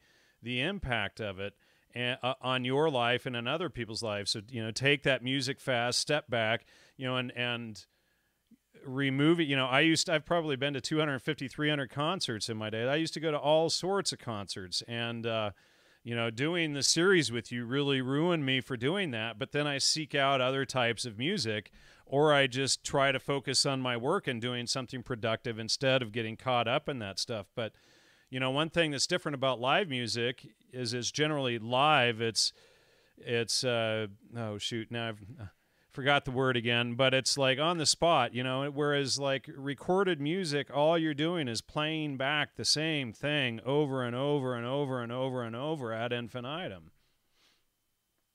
Yeah, and these concerts, it's when you're aware, a big part of this, these type of resonant effects, right? Now you have things that I remember going to some kind of whatever discotheque or whatever. Not it's not a now I wasn't in a disco era. Really some kind of a club. Sorry, discotheque. Uh, but I mean, they had some kind of new bass frequencies. I was like, what the hell is these sounds, man? I actually physically had to leave. On the other hand, I think it's interesting and it can be important without having a prejudgment, right? Once you've sort of established sort of a baseline, and then you can even go, and it's a very interesting sociological thing. And there are artists in there who are still doing good music, right? And I'm not here to say this one's good or this one's bad, right? But and someone commented about Pythagoras. So let me just say briefly on Pythagoras. I don't know if he's talking about the celestial lute, right? So we have these different orders of vibration. We have the law of the octaves, again, similar thing in China. So then, again, you find some of these things are potentially naturally occurring things. But with Pythagoras, of course, you have the idea that the music of the spheres, the music itself, astrology, astronomy came through understanding of music. This is not music as we understand it as someone is playing a song. It's like this higher order thinking or awareness or understanding or whatever you call it, resonant connection, which was where you have the music of the spheres, which is very different from music in this plane, materialized music. Yet through mathematics, through geometry, through proportions, and through musical sound and intervals, in a sense, you're mirroring this higher order, which on its highest level is going to be, at least for the ancients, is going to be the celestial, entire cosmos, so to speak, and these celestial movements and rotations. So again, that higher order music, which is known in Sanskrit as anahata, unstruck sound, is the progenitor, right, for music that is ordered. It's also, mathematics is not something you use to create genetically modified organisms and create artificial intelligence, control grids, and 5G technology. Mathematics is a way. Now, that's what it's used for. That's what our society is. When I mentioned the Chaldeans, it's that decision. And it's that thing. Again, it's not that there's no power and potency in this music. There's absolutely a tremendous amount of power. And then it requires discernment, discrimination, awareness. But the fact is, again, that we're so bombarded by music, and our own identities sometimes are so bound up in it. It's not a negative thing. If you can find a song that connects with you or something you really love, well, maybe it's a good property. But maybe also you're going to unravel certain things in your own consciousness that are operating behind your own awareness threshold. And I think that's one of the functions of this whole cybernetic musical control grid, is that it hampers our development as human beings, but also gives us this illusion of social solidarity through this shared form, but yet it is actually a barrier that is actually blocking certain parts of ourselves from developing. And so it's very interesting. It's not easy, as I go through, I go through the process myself, right? I'm not saying it's fun or easy, but on the other hand, it's very valuable. Yeah, so I went a little bit esoteric there. Hope I didn't lose everybody.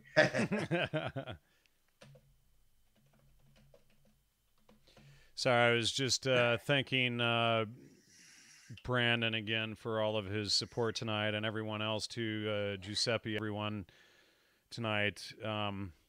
So we got about a half an hour left here, Hans. Where do you want to take this? How many more bullet points do you have there to discuss? Well, I'm actually almost done. Well, my little outline here, right? It's supposed to be 30 minutes. All right. Okay. I just want to 30 minutes for the show tonight, you're saying?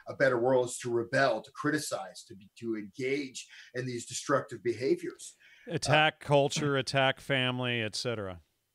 Yeah, yeah, and this is a point which I would flesh out later, but the idea is actually you have this Welt and Umwelt, which you find this distinction. This is between human and animal, which is a very important distinction in German philosophy.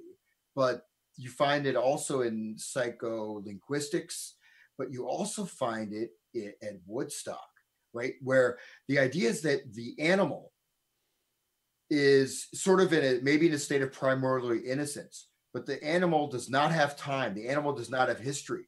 The animal is outside of that, right? And maybe some animal rights activists would disagree, but in terms of the application, the inversion of, instead of going towards these higher aspirations to creating this beautiful, glorious, peaceful, wonderful society, to reaching the pinnacle that you could reach in yourself and in your relationships, in your family, and to be connected and grounded in something that makes you much bigger than yourself. That's why I'm saying, like, with a composer, when they're trying to create this music of divinity or divine order, it's not an egotism, right? Even if they have their own sufferings and neuroses, which is another weird term, cybernetic, externally implicated cybernetic loop, right? But they're going for this aspiration, and that's been removed. They just cut off the top of the tree line. You can't look ahead. You look ahead of the tree line, you're going to see your cell phone tower, right? And so this process, we have Stravinsky with the sacrificial rite, right? That was undertaken, this pagan sacrifice. This is the epitome of freedom, whether it's the beatnik poet, whether it's the hippies grinding around in the mud at Woodstock. I just watched a documentary, a new documentary series on BBC about swinger culture in England, and it's huge. And they say it's something like, I don't know, it's almost 1 million people are part of it. And so, don't focus on your own family and building it. Focus on sleeping around with other families and stuff. Obviously, it's always pushing the degradation of the self, spoiling the temple of the body, etc. Well, it's interesting that this documentary, right? It's anyone can watch it. I think it's on Netflix or something. But I try to get in touch with the external world here and there. But it was quite interesting because it was sort of like, it was almost like a infomercial for becoming a swinger. It was an infomercial for becoming a swinger. To that point, I remember as a kid, I must have been in junior high or early high school. Back then it was HBO or maybe on TV or something like that. And they had this show on about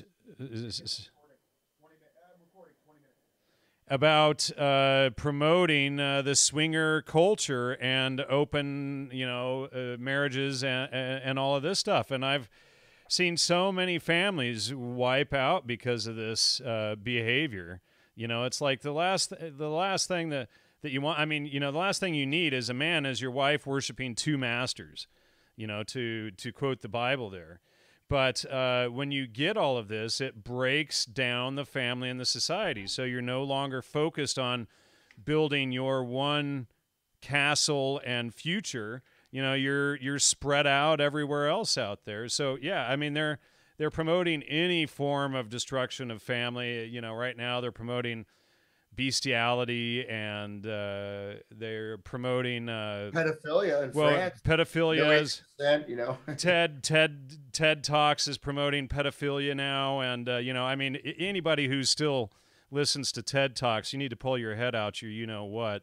But I mean, it's just, most of the stuff that they put out is just nonsense. And then you have Richard Dawkins out there promoting cannibalism now. And of course, Dawkins also promoted my former co-host, hint, hint, if that's not a huge red flag. And, he works with the Royal Society, and that's, Holly and I just finished a long a 4-part series exposing how the Royal Society is all this pseudoscience and crap that they're, feeding out. Polygonal Construction just said, just imagine how much more sensitive people were back then. Our senses are so deadened now. And it's, when you think of that, it's like you're talking about Stravinsky and this classical tune. But now people turn on the radio and they'll hear explicit pornographic lyrics and whatnot, and they'll sing along with this stuff when, you know, it's just degrading your spirit, your temple. And it's like when you realize if everything is focused on your body being the temple and what you allow in it, you don't go into the temple and spray paint all over the walls and, you know, smear diarrhea everywhere and all of this stuff. You keep your temple pure. You feed it properly. You educate it properly. The music you listen to should be upright and all of this stuff. So when we get that, then we can start to rebuild the temple back toward a solid foundation, you know. And you know, I don't necessarily agree with everything the RK theory promulgates. You know, it's more left right hand path when you get that stuff, but you know, the R's are self-destructive and destroying society, and the K's are what keep it all together. And that's really what they're trying to limit, is how many K's are left out there in the society. And we have to really hold on to it and build it and sustain it, because the R people, the communists, the leftists, they are really about to wipe us out with all of this, you know, sexual promiscuity, pedophilia, etc. I mean, you know, if they get these liberal twits to legalize pedophilia, I mean, you know, it's not a victimless crime, and a young child has no ability to, you know, until you hit puberty, your mind isn't even developed to understand what these things are. You know, and they're trying to sell this stuff as a victimless crime and you know, this nonsense. And I've read Wilhelm Reich and all of this crap, and of course he was one of the creators of the Frankfurt School, who ties into this whole mess that we've been exposing for years with the CIA and MK Ultra and all of that crap. Yeah, well, no, that's you know, the process. I mean, one thing that I really thought was interesting, right? Because like I said, I just researching a little bullet point, but understanding the role of music in ancient China, and seeing then suddenly in all these civilizations, music was the precursor. Music set the ground for what would unfold. So that's something to be aware of, right? And that's also, I think, how some of this can be rolled back, because, you know, the level of this that's going on, right? So just back to the Swingers documentary. So it started out with this guy. He's actually a couple of the people in the thing, you know, they didn't show sex. It's a primetime documentary, right? But it's a guy with his second wife and her two daughters. Her two daughters, where they're helping out set up their swingers party, where they have 100 people come over. They have this roast pig and and they do it once a month. And then they had another like hi-fi club, and they had these individual couples, and they all describe it in terms of liberation. This has made my life whole. This is the missing piece of our lives. And, you know, you go and you're talking, and then of course they have the whole bondage thing. I gave a paper, probably, you know, last day on my academic coffin, the Zizek Studies conference, which I gave a paper at, a philosophy paper. But guess who one of the keynote speakers was? It was Master Arcane, a master of BDSM, who gave an hour and a half long talk talking about BDSM and saying it's the ultimate form of consent, the ultimate block against the Me Too generation, because you always have to ask if it's okay, and it's a type of spiritual fulfillment. And then, you know, I don't want to, I shouldn't do this on air, but I'm going to do it. And if someone else gave a paper, there goes the Titanic, my academic career. All right, it's only water.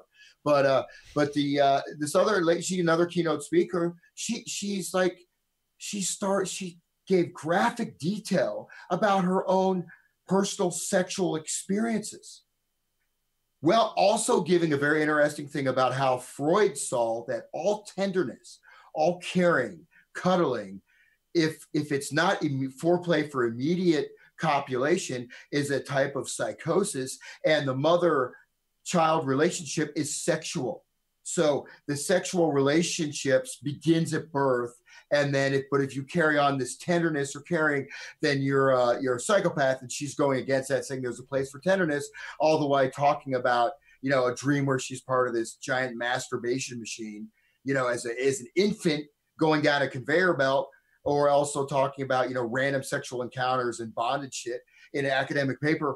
That shows a level of degradation. I'm sorry, this is obviously a left conference, and you should see that Zizek had a good point, though. He said that the ultimate end of sexual liberation is the end of all sex, the end of all genders. It's basically, and this is posited, it's like a soup of primordial matter. That's what all your sexual liberation is going towards. Oh yeah, and well, it's a rejection of natural law, God's law. It's a rejection of what is right and wrong. It's moral relativism. It's saying that there is no ultimate truth.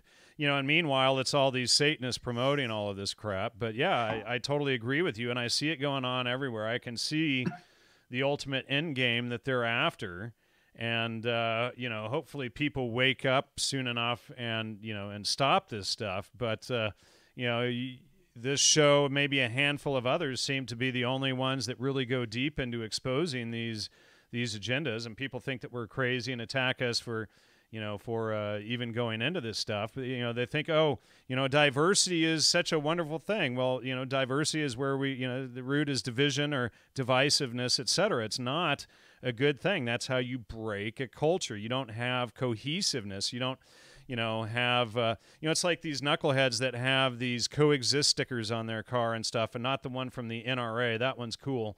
But they have these coexist stickers with all of the religions. Well, are all of those religions, are they based on truth as God or not? And if truth isn't God, it's a false religion. So you don't want to coexist with a bunch of religions that don't place truth as God. It's that simple. Yeah. And, there's a complexity to it, but you have natural law, right? And so you look at natural law. Now, under natural law, if someone is virtuous, someone is generous, someone is kind, do you have to tolerate that? No, it's a virtue. You have to tolerate things that are uncomfortable, that are wrong. I tolerate the fact that my wife snores, which she doesn't, by the way. I tolerate the fact that there's construction going on outside my house because I have to work. I tolerate the fact that my student is 20 minutes late to the lesson. You tolerate it, but you tolerate something that is wrong. So this pushing of tolerance it gets another code word, but the meaning is right there in your face. Discrimination means what? Discrimination means being able to understand the elements of something and make a choice based on principles. So now prejudice is different. Prejudice means I meet a Chinese person, or how about I meet a white person and I hate that white person because they're white. That's the most prominent form of discrimination right now. But there's lots of, no, not discrimination, wrong word. Prejudice. You're prejudging something. You hate all Mexican restaurants and say this is going to suck because it's Mexican. It might be good. Now, discrimination, if you get your burrito and it smells like a rotting carcass, that's called discrimination. I said, I'm going to discriminate and not eat this because I'm going to be sick for a month or I may get food poisoning and die. That's discrimination. So notice these two terms are inverted. And it's right there in your face. Well, it's like gay pride parades. Pride is one of the 7 deadly sins, and they put it right in everybody's faces. So if you look up diversity, I've got the Oxford English Dictionary open here. Definition number 3, contrary to what is agreeable or good or right, perversity or evil, mischief. And I'll show that right there so people can see that right there in your face. Number 3, perversity, evil, or mischief. So this is the diversity crap that they are, constantly shoving down our throats and telling us it's a good thing. It's against what is good, what is right, what is just, etc. We don't want constant diversity and constant tolerance, etc. So Giuseppe just posted $5. Thank you, Giuseppe. And he says, Hans Utter at hotmail.com. Hans is PayPal, so he did that with a super chat. So thanks, Giuseppe, for that. And Black Budget Cyclotron says diversity and tolerance. A bunch of contradictory stuff is happening, and you have to accept all of it. Yeah, and if you don't accept all of their lies, and it's all based on lies, it's all based on denying truth. And if you don't accept their lies and truth, you're the bigot, you're the idiot, you're the a-hole, etc. Rather than recognizing that, hey, we can live in truth, which is following natural law, the laws of God, or we can, I should say that with my right hand, and then on the left is Satanism, deception, any sort of perversion, and you just have to accept it. You should accept all forms of degeneracy, and this is the kind of of crap that the left promotes now. The left doesn't even know where they're at anymore. It's like first they want a gay marriage, and now they're out promoting bestiality and cannibalism and pedophilia. It's like you give them one thing, and then they're going to want 50 things more. Eventually, people have to rise up and realize, hey, wait a second. What does it mean to live in truth and get back to it? You know, that's why I changed the show's name to, or the website and everything, to Logos Media from Gnostic Media. It's just understanding that Logos is reason, and reason is how we derive truth, and Logos is also God. It's John 1-7. Yeah. Yeah. And, you know, that's a whole nother topic I want to get into. Absolutely. Yeah. There's just one thing, you know, I've been, as great, you know what? Oh, shit. Okay. I don't have the book in front of me, but Heidegger, amazing book written in the 1932, 33. But one thing is he talks about what he describes of the world and the state of the world is exactly what we're experiencing now. But one thing is that logos also in gathering together, right, in the ancient Greek, actually sort of logos meaning a gathering together. It also, you know, it later meanings to speak the word, right? But this, you know, there is a very important human function in this understanding, right? There is also the struggle, because there is a struggle, and that struggle and the pain should not be thrown aside, but in fact, this is your doorway to continue, because, you know, as you start to expand, you start to experience things. Many things are outside even what you thought were possible. Other things are things you wish were impossible. And for example, the whole left thing, the Me Too, well, guess what they're promoting? Is a great anecdote. I don't know if I said this on the show before, but one of the leaders of the 1968 Paris revolt, right? He was, you know, this major figure, you know, this great, hopefully everyone's familiar with that, the 1968 uprising and all this stuff in France. Well, guess what? He just kind of was not, he kind of disappeared for a while. Then they interviewed him again, I think, you know, 10 years ago or so. And he was talking about masturbating little kids when he worked as a daycare specialist and do all this stuff. Guess what? Because in the early 70s and the late 60s, this idea of legalized pedophilia, this idea of allowing sexual interaction between adults and children was seen as the ultimate height of liberation, because you're removing these bounds on your society. It's all Wilhelm Reich crap. Yeah. Yeah. You know, and then you have the Kinderladen movement, right? Where in Germany in the 60s, where mothers were encouraged to masturbate their children in order to ground them and remove the evil patriarchy, which was founded upon sexual repression. Well, obviously, in the case of removal of the evil patriarchy means you're removing mass psychology of fascism. Yeah, and you know, and I don't want to conflate these two things because they should not be conflated, but on a far lesser scale, right?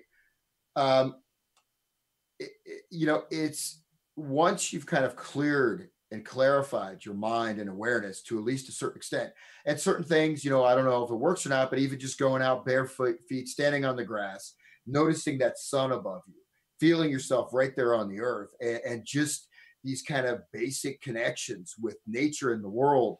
Because before the mass media, natural law was coming from nature. Nature was above anything man had created or constructed.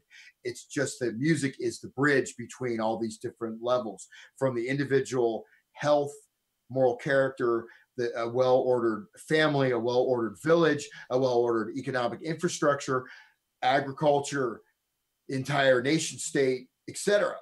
Music was the glue. So I think that's my maybe little insight, is that we can look at what's coming down the pike.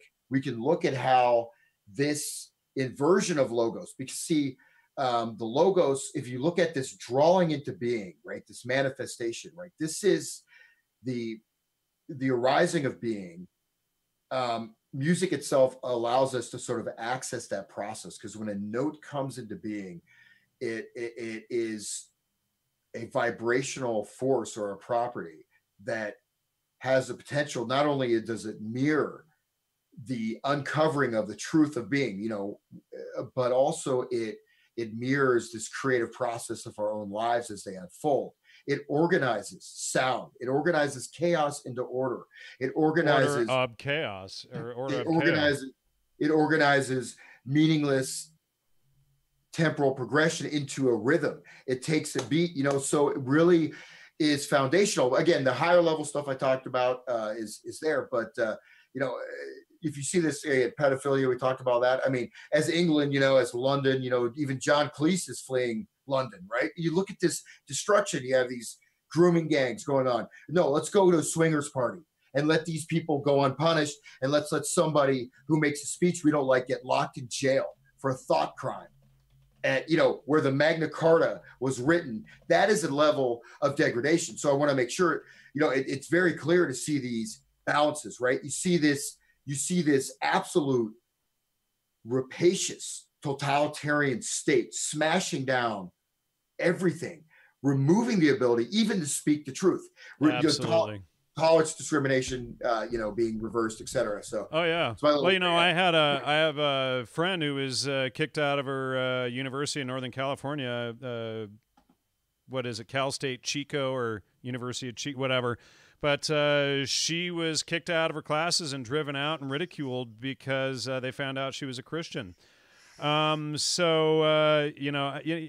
going back to the pedophile thing, the best way to handle a pedophile permanently is a 12-gauge shotgun.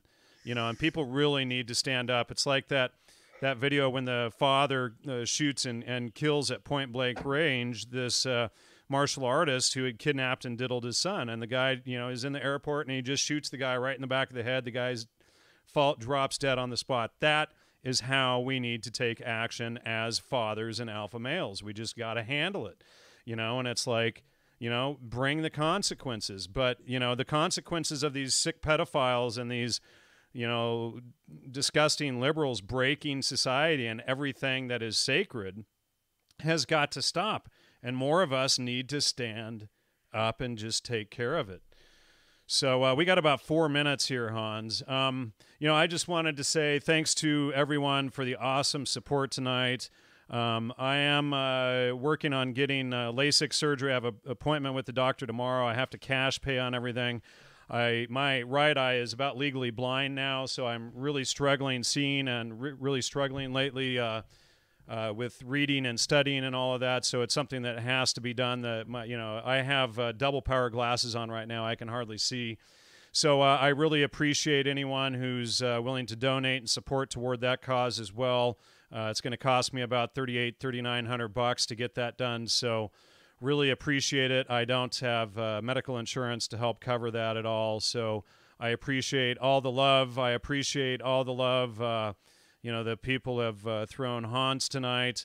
Hopefully when this LASIK is done, I'll be able to really get back into, studying and, getting to it, because I've really been struggling reading and being able to focus on reading for the last year because of my eyes just getting so bad. Like I literally cannot see words on the page out of my right eye anymore. Yeah. Well, yeah, that's an interesting point. Sorry, I know you have a physical ailment, but recent article on skim reading, erasing the parts of the brain connected with literacy, right? So we have these things being removed from our ability. It's very important to read, right? To really sit down with a book. I mean, I can't stress that, but I just want to say that, ultimately I'm kind of, it may not sound like it, but I'm moving towards a more sort of positive message, because at a certain point, it's like, I mean, for example, real quick, Cybernetics, you got Bateson, you have the whole connection of the counterculture. You have Jerry Garcia talking about virtual reality, talking about hive mind cyberspace. You have the beginning of cybernetics. You got Norbert Wiener, God and Gollum, this esoteric occult aspect of cybernetics. This is the unfolding of the system. So the Grateful Dead are directly tied into that. And if you doubt it, listen to those shows where I play Jerry talking about everybody being in their own virtual cyber reality and having sex with themselves or having sex with other people through bodysuits and just living in this fantasy world where there's no more language. That's Jerry Garcia. That's Bateson. That's, that. And then you want to go back to the other agenda. So that's all there. But, fundamentally, I think that, we do, I think that everybody should, you feel the amazing urgency of being alive and just connect with the natural things, that you have around you, but then also clarify your mind, clarify your awareness of music, and realize that it's far more potent. You don't just take, over-the-counter pharmaceuticals. Some people do, of course, a lot of people do, but you know what I mean? You want to be aware of what it can and can't do for you. And it's a great tool, but stay away from fear. You notice these things. Sometimes these are psychic walls that are put into place in people to keep them from pulling these things apart. And again, it's scattershot. Generally speaking, it's not an individualized approach. So you have latitude to get out of it. HansUtter.com. Jan, thanks for having me, man. We got 30 seconds. Thanks for Uncommon again, and thanks to thanks to Justin for kicking in 10 pounds from England, and thanks also to Brandon Toy yet again for kicking in some money to both Hans and I just now. Really appreciate it. Thank you all so much for tuning in this evening. Please contribute, support the show, support the research and all we do. We greatly appreciate it. And good night, everyone. Good night. Thanks, everybody. I wish everyone all the best. May everyone have peace, love, and light in their lives, and help join us in this struggle, which is, I think, one of the most important struggles of the entire history of the planet. Amen.